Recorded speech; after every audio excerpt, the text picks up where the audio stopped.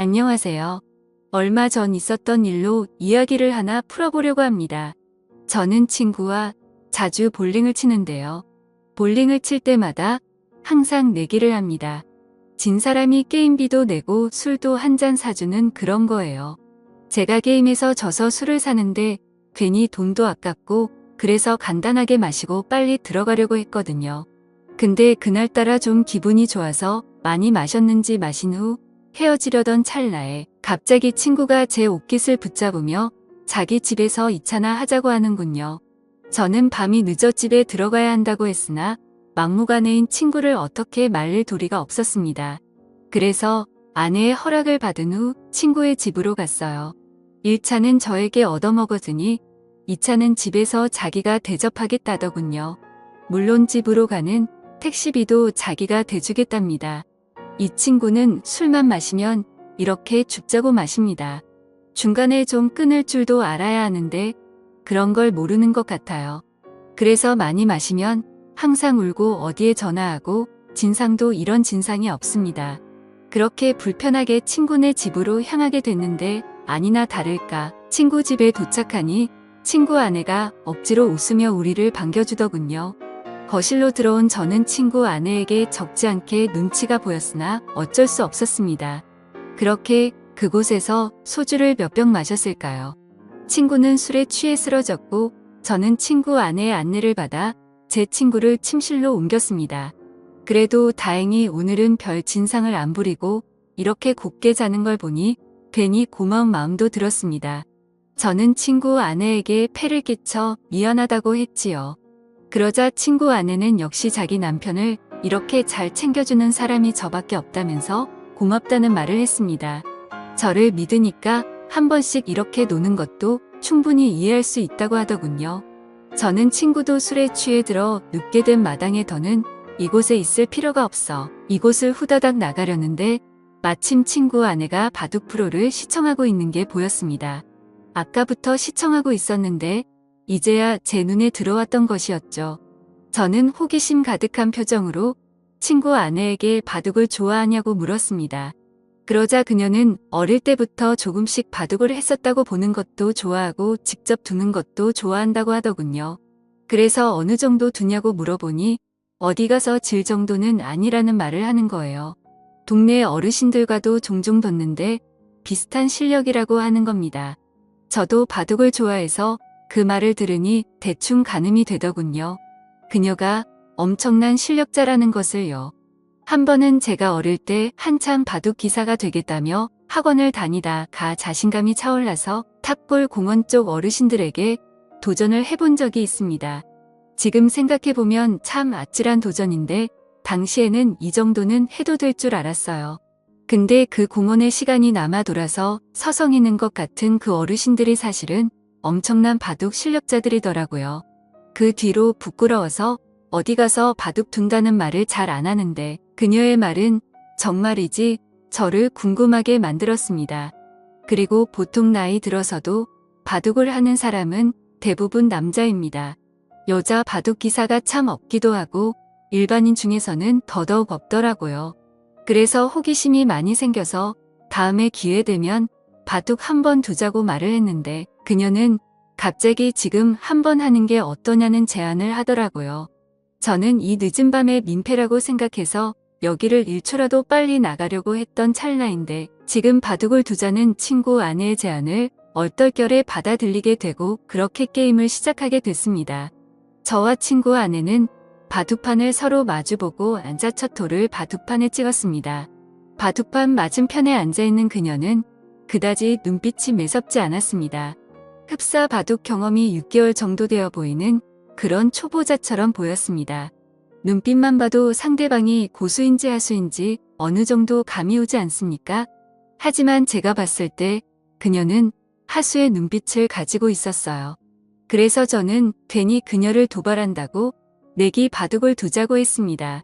그러자 그녀는 흔쾌히 내기 바둑을 승낙했고 아무래도 친구의 아내이다 보니까 돈 내기를 하는 것은 좀 예의가 아닌 것 같아서 그냥 가볍게 소원 들어주기를 했습니다. 그렇게 저와 친구 아내는 바둑을 두는데 술을 둘면 둘수록 감탄이 나왔습니다. 저에게 싸움을 거는 것처럼 보였고 한 수 물러나고 방어를 하는 것처럼 보였으나 매섭게 공격을 하면서 들어오는 그녀의 스타일이 너무나도 매력적이었습니다. 아주 유연하고 다채로운 수를 두더군요. 저는 그때 느꼈습니다.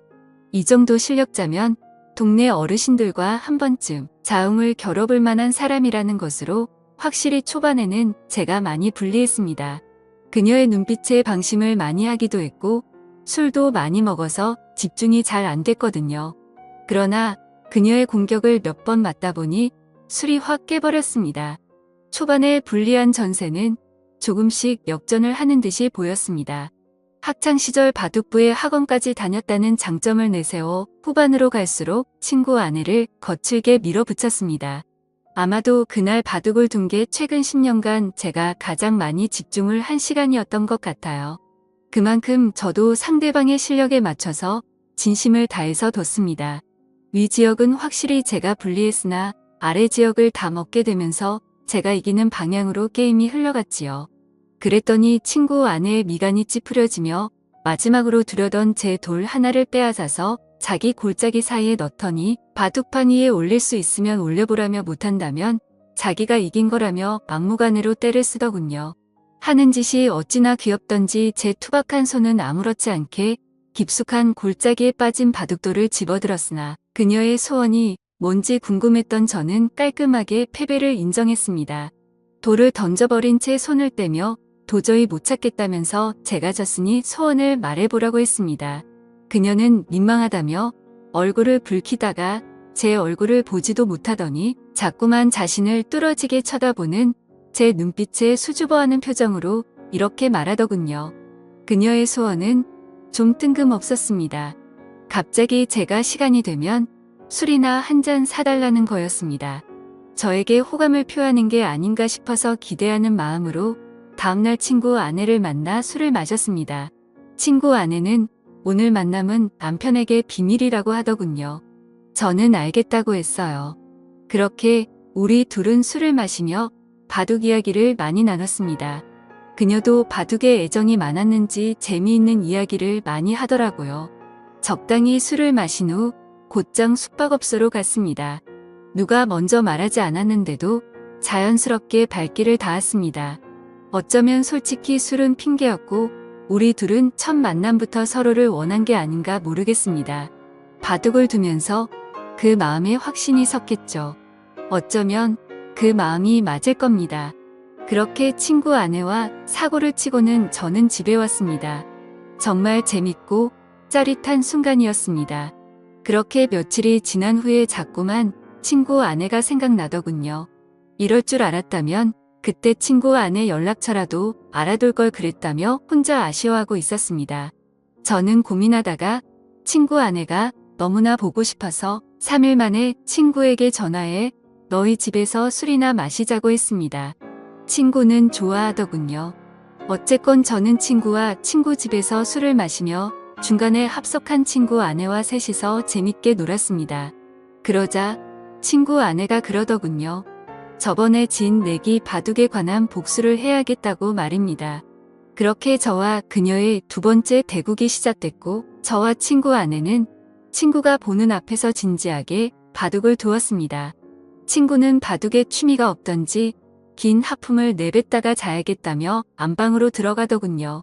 바둑은 아무래도 한 게임이 시간이 좀 길다 보니 친구가 지루해하는 것도 충분히 이해는 갑니다.